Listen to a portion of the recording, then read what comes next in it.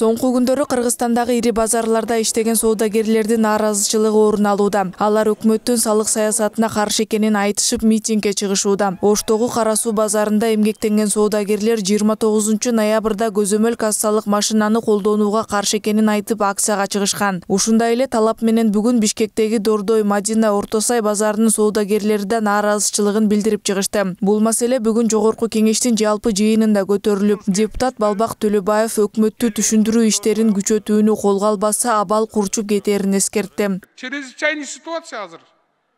Дордой менен Кара Сууда чрезвычайный ситуация киргизиш керек.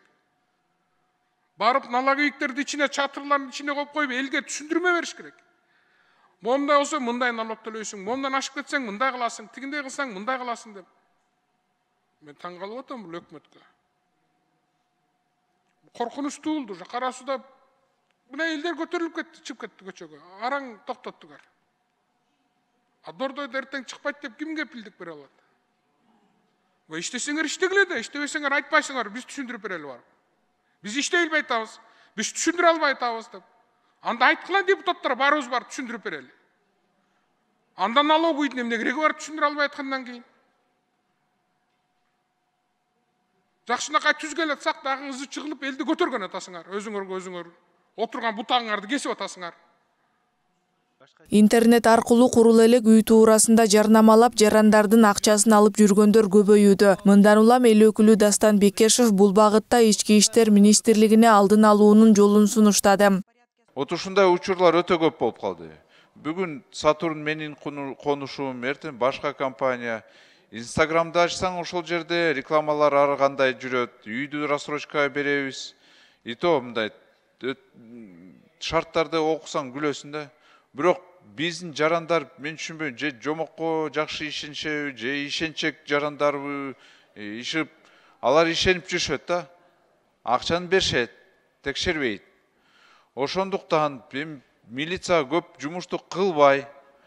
Биз онлайн консультацияны ошол мошенниктер боюнча ачсак, ошол жерге эксперттерди отурусак, юрист, экономист, WhatsApp, Telegram аркылуу ошол кишилерге жарандар кайрылса.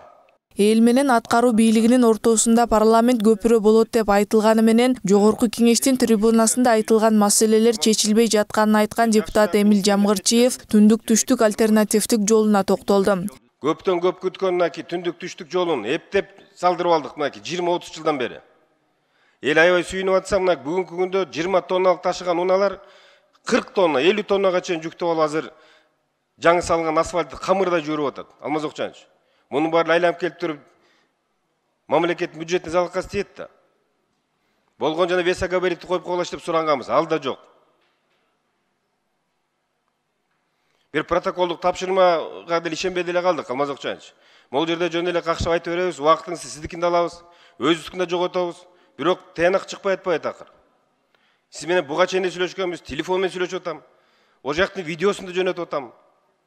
Эми азыр могу трибунага чыгып сүйлөөгө аргасыз болуп атабыз.